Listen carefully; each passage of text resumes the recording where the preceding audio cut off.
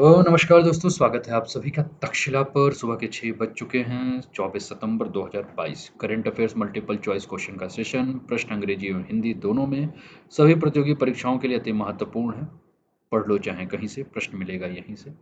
एक सीरीज है दोस्तों जहाँ की आपको डेली करंट अफेयर्स की मल्टीपल चॉइस क्वेश्चन को लाएं, तो एंजॉय कीजिए सुबह सुबह इस सेशन को। लेकिन हाँ, इसके अलावा भी आपको ध्यान में रखना है दोस्तों कि रोज रात 8 बजे आपको टॉप 15 जो है वो पॉलिटी के मल्टीपल चॉइस क्वेश्चन मिलेंगे। 24 सितंबर यानी कि आज रात को 8 बजे आपको मौलिक अधिकार के ऊपर यानी कि फंडामेंटल राइट्स के ऊपर जो है वो प्रश्न मिलेंगे। बहुत इंपॉर्टेंट है, बहुत ही प्रश्न आते हैं। इसके अलावा बात करें दोस्तों तो हिस्ट्री के multiple choice question top 15 question हैं, वो आज शाम 4 बजे यानी कि 24 सितंबर शाम 4 बजे आपको मिलेगा, जिसमें हम प्राचीन भारत का इतिहास और पूरा पाषाण काल के बारे में चर्चा करेंगे। तो इसके लिए भी आपको तैयार रहना है। तो चलिए स्टार्ट करते हैं दोस्तों आज के सेशन को। पहला न्यूज आपकी स्क्रीन पर देखने को मिल रहा है, माफ कीजिएगा, पहला प्रश्न आपकी स्क्रीन पर देखने को मिल रहा है। पहला प्रश्न है, किस राज्य ने राज्य सरकार के कर्मचारियों के लिए महंगाई भत्ते को 3% बढ़ाने की प्रस्ताव को मंजूरी दे दी है? Which state has approved the proposal to increase the allowance by 3% for state government employees? Kerala, Madhya Pradesh, Orissa, Gujarat. आपके सामने ये ऑप्शन देखने को मिल रहा है दोस्तों, और उम्मीद है कि आप लोग जो है अपने तरफ से प्रयास कर रहे होंगे। तो दोस्तों जिसका उत्तर है उड़ीसा, वो सभी के उत्तर जो है वो सही है। और उड़ीसा के जो मुख्यमंत्री हैं उनके बारे में सभी को पता है कि नवीन पटनायक जो है वो उड़ीसा के मुख्यमंत्री हैं। और नवीन पटनायक जी ने जो है वो राज्य सरकार के कर्मचारियों को एक उत्सव उपहार के रूप में जो है वो आपका डीए, जिसको कि हम महंगाई भत्ता या डियरनेस अलाउंस के नाम से भी जानते हैं, ये दिया गया है। और ये 3% की वृद्धि जो है इसका प्रस्ताव जो है किया गया है उड़ीसा के सरकार के द्वारा। अगला प्रश्न है आपके स्क्रीन पे, कौन सा शहर global clean energy action forum का मेजबान है? Which city is the host of the Global Clean Energy Action Forum? Option है रोम, नई दिल्ली, पिट्सबर्ग या पेरिस। आपको बताना है कि राइट आंसर क्या है, ए, बी, सी या डी में से आपको सही उत्तर चूज करना है दोस्तों। आपका समय जो है शुरू हो चुका है। ऑप्शन है रोम, नई दिल्ली, पिट्सबर्ग, पेरिस। तो कौन सा शहर global clean energy action forum का मेजबान है? और पहली बार अगर आप चैनल पर जुड़े हैं तो चैनल को सब्सक्राइब करके बेल आइकन दबा दीजिएगा। क्लासेस के लिंक्स को एक बार अपने सारे मित्रों के साथ शेयर भी कर दीजिएगा कि वो भी इस क्लास का लाभ उठाएं। तो दोस्तों जिन्होंने कहा सी यानी कि पिट्सबर्ग, वो सभी के उत्तर जो है वो सही हैं। और केंद्रीय विज्ञान और प्रौद्योगिकी मंत्री आपको पता है कि जितेंद्र सिंह जी हैं। तो जितेंद्र सिंह जी हैं जो अमेरिका के पिट्सबर्ग में global clean energy action forum में एक भारतीय प्रतिनिधि का नेतृत्व करने के लिए तैयार थे। और चलिए अगला प्रश्न आपके स्क्रीन पर ये है, भारतीय सेना ने 2023 की सेना दिवस परेड को किस क्षेत्र में स्थानांतरित करने का निर्णय लिया है? Indian army has decided to shift the army day parade of 2023 to which area? Eastern command, northern command, southern command या सेंट्रल कमांड? पूर्वी कमान, उत्तरी कमान, दक्षिणी कमान और या आपका मध्य कमांड? आपको बताना है कि राइट आंसर क्या है। तो दोस्तों जिन्होंने कहा दक्षिणी कमान यानी कि सदर्न कमांड, तो आप सभी के उत्तर जो है वो सही है। और भारतीय सेना ने जो अपना वार्षिक सेना परेड है वो पहले जो है वो कहाँ हो रहा था, तो हमेशा अगर हम बात करें तो हम देखते थे कि दिल्ली में जो है ये परेड जो है वो होता था, ठीक है ना। लेकिन इस बार अगर हम बात करें तो ये कहा ये जा रहा है कि जो 2023 में जो आपका परेड होगा वो कहाँ होगा आपका, तो दक्षिणी कमान में जो है वो ले जाने का, आयोजित करने का निर्णय लिया गया है। अगला प्रश्न है, विश्व कुश्ती चैंपियनशिप में 4 पदक जीतने वाले पहले भारतीय कौन बने? Who become the first Indian to win 4 medal at the world wrestling championship? And your option is P V Sandhu, Mirabai Chanu, Neeraj Chopra and Bajrang Punia. And your time starts now. आपका समय शुरू हो चुका है। आपको बताना है कि राइट उत्तर क्या है। प्रश्न है कि विश्व कुश्ती चैंपियनशिप में 4 पदक जीतने वाले पहले भारतीय कौन बने हैं? तो दोस्तों जिन्होंने कहा बजरंग पूनिया, वो सभी के उत्तर जो है वो सही है। बजरंग पूनिया जो है वो आपके राइट आंसर है। और पहला पहलवान है ये जो कि मौजूदा संस्करण में अगर हम बात करें तो कांस्य पदक जीतकर विश्व कुश्ती चैंपियनशिप में 4 पदक जीतने वाले जो हैं वो क्या हो गए हैं, आपके एकमात्र जो हैं वो भारतीय हो चुके हैं। और इस समय जो है अगर हम बात करें तो इन्होंने जो है वो कांस्य पदक यानी कि अगर हम बात करें दोस्तों तो इन्होंने जो है वो ब्रॉन्ज मेडल जो है वो जीता है। कैसा लग रहा है सेशन, एक बार कमेंट करके भी आप लोग बताते चलिएगा। चलिए अगला प्रश्न है, कक्षा 1 से 5 तक के छात्रों के लिए रामकृष्ण मिशन जागृति कार्यक्रम का उद्घाटन किसने किया? Who inaugurated the Ramakrishna Mission Jagruti program for students of class of 1 to 5? And your options is Anurag Thakur, Dharmendra Pradhan, Prahlad Joshi या पीयूष गोयल। और आपका समय शुरू हो चुका है। अनुराग ठाकुर, धर्मेंद्र प्रधान, प्रहलाद जोशी या पीयूष गोयल, आपको बताना है कि राइट आंसर क्या है। और आपका समय जो है वो शुरू हो चुका है। आपको सही उत्तर का जो है चुनाव करना है कि सही उत्तर क्या है।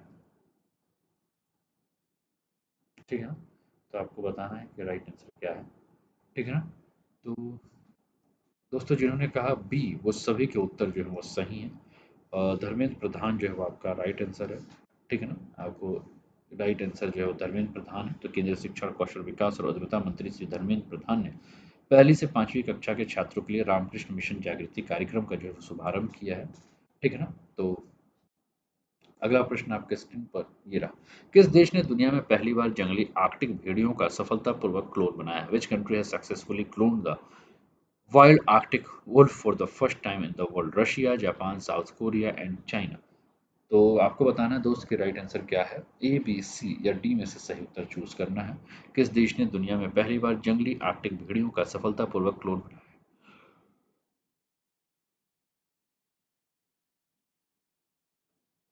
आपको बताना है सही उत्तर क्या है। तो दोस्तों, जिन्होंने कहा चाइना, वो सभी के उत्तर जो है वो सही हैं। और बीजिंग में आपका एक कंपनी है जिसका नाम है सीनी सीनो जीन बायोटेक, यानी कि सिनोजेन बायोटेक्नोलॉजी। और इसमें अगर हम बात करें तो इसने वीडियो पर दुनिया का पहला, अगर हम देखें तो क्लोन वाला वाइल्ड आर्कटिक वुल्फ शुरू किया है। और इसका नाम जो है वो नाम क्या रखा गया है, तो नाम रखा गया है माया, है ना? और ये भेड़िया है, और भेड़िया का पिल्ला है, लगभग 100 दिन का हुआ है ये। ठीक है ना? और उसका जन्म जो है अगर हम बात करें तो कहाँ हुआ है, तो इसका जन्म अगर हम बात करें तो बीजिंग के एक लैब में जो है वो इसका जन्म जो है वो हुआ है। चलिए अगले प्रश्न पे चलते हैं। अगला प्रश्न है, किस राज्य सरकार ने बाबा साहब बी आर अम्बेडकर के नाम पर एक नए एकीकृत सचिवालय परिसर का नाम रखने का फैसला किया है? Which state government has decided to name the new integrated secretariat complex after the Baba Saheb Bhimrao Ambedkar? And your options is Haryana, Telangana, Gujarat and Karnataka. Haryana, Telangana, Gujarat और कर्नाटक में से आपको सही उत्तर का चुनाव चुनना है। तो दोस्तों, जिन्होंने भी कहा तेलंगाना, वो सभी के उत्तर जो हैं वो सही हैं। तेलंगाना सरकार ने नए सचिवालय परिसर का नाम जो है वो बाबा साहब भीमराव अंबेडकर के नाम पे रखने का फैसला किया। अगला प्रश्न आपके स्क्रीन पर ये रहा। राष्ट्रीय राजभाषा कीर्ति पुरस्कार प्राप्त करने वाले विज्ञान पत्रिका यानी कि विज्ञान प्रगति किस संस्थान द्वारा जारी की जाती है? The science magazine, Vigyan Pragati, which received the national officials language Kirti award, is released by which institute? And your option is CESCRA, ICAR, ICSR, CSIR। आपको बताना है कि राइट आंसर क्या है। और आपका समय जो है वो शुरू हो चुका है। आपको सही उत्तर का जो है वो चुनाव करना है।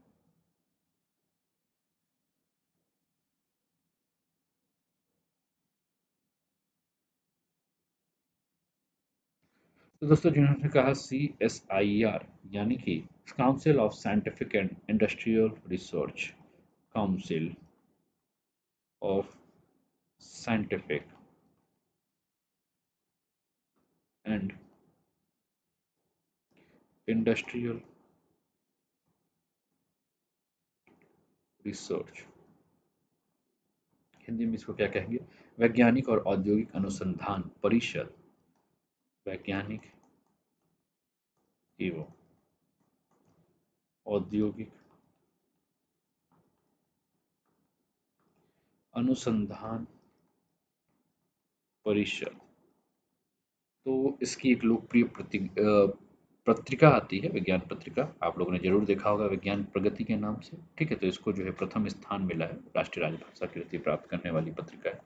अगला प्रश्न है, भारत में सुरक्षित और आसान प्रेषण के लिए किस बैंक ने रेमिटली के साथ भागीदारी की है? Which bank partner with Remitly for secure and easy remittance in India? SBI, Punjab national bank, Reserve Bank of India या बैंक ऑफ बड़ौदा? आपको बताना है कि राइट आंसर क्या है। समय जो है वो आपका शुरू हो रहा है। आपको सही उत्तर बताना है। और दोस्तों, ये Takshashila of the nation channel है। सुबह के 6 बजे से आप लोग इस क्लास को देख रहे हैं, लेकिन इसके अलावा भी अगर हम बात करें तो सुबह 9 बजे आपको डेली करंट अफेयर्स का एकदम बृहद रूप से जो है वो क्लासेस देखने को मिलता है, उसको आप देखिए।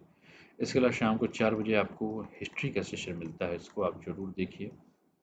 रात को 8 बजे पॉलिटी सेशन हमको मिलता है। और ये सारी की सारी जो भी क्लासेस हैं वो सब जो है वो फ्री क्लासेस फॉर ऑल है। इसका लाभ उठाए। दोस्तों, जिन्होंने कहा है स्टेट बैंक ऑफ इंडिया, और सभी के उत्तर जो है वो सही है। और भारत में सुरक्षित और सरल प्रेषण के लिए देश के सबसे बड़े ऋणदाता भारतीय स्टेट बैंक ने रेमिटली के साथ सहयोग किया। For secure and easy remittance in India, the country largest lender State Bank of India has collaborated with Remitly. और ये आपका लास्ट प्रश्न है आज का। नॉर्थ चैनल को पार करने वाले पहले उत्तर पूर्वी भारतीय एल्विस अली हजारिका किस राज्य से संबंधित है? The first Northeast Indian to cross the North Channel, Elvis Ali Hazarika, belonged to which state? And your options is आपका विकल्प है आसाम, मणिपुर, अरुणाचल प्रदेश और त्रिपुरा। और आपका समय जो है वो शुरू हो चुका है। आपको बताना है दोस्त कि राइट आंसर क्या है।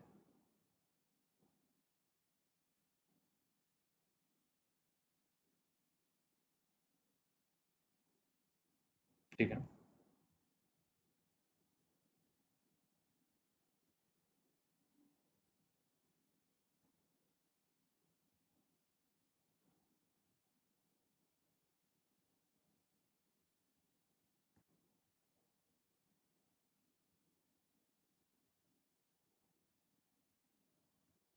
ठीक है।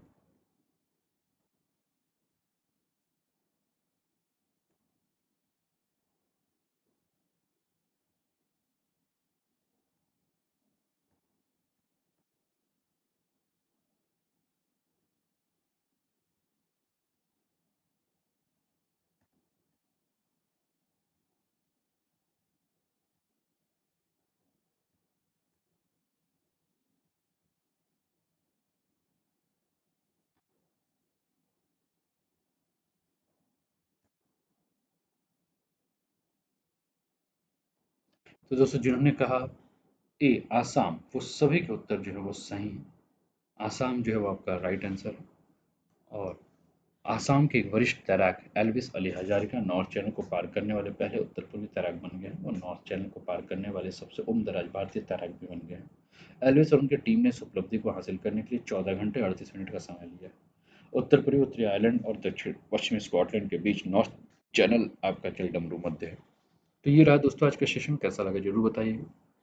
वीडियो को जो है वो अपने मित्रों के साथ शेयर भी कर दीजिएगा। अपने व्हाट्सअप, फेसबुक जहाँ भी आप जुड़े हैं वहाँ स्टेटस को भी पोस्ट कीजिएगा। ठीक है। वीडियो को लाइक और शेयर कर दीजिएगा। चैनल को अपने सारे ज़्यादा से ज़्यादा मित्रों के साथ शेयर कीजिए। चलिए मिलते हैं फिर सुबह 9 बजे की क्लास में। तब तक अपना ध्यान रखिए, स्वस्थ रहिए, मस्त रहिए, तंदुरुस्त रहिए, हंसते खेलते मुस्कुराते हुए जीवन का आनंद लीजिए। जय हिंद, जय भारत।